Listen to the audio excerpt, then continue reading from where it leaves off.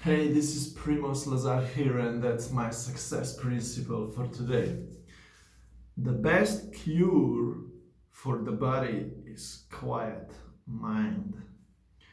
The point of this message is that your body could be nervous at times, could be under the pressure, could be overwhelmed. Okay, but if your mind cannot be calm and patient, your body as well will just go anyway and will do its own things. But if you can direct your mind, if you can control your body with your mind and stay patient at all times when needed, of course, and on the other side, when you need to be productive, constructive, and when you need to be giving out things, you should control with your mind your body, and the body should follow. Okay.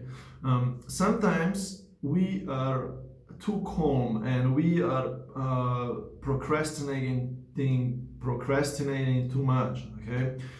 At that time, your mind needs to give an actionable order to the body that the body needs to move. So at those times, you will need to take action and keep moving.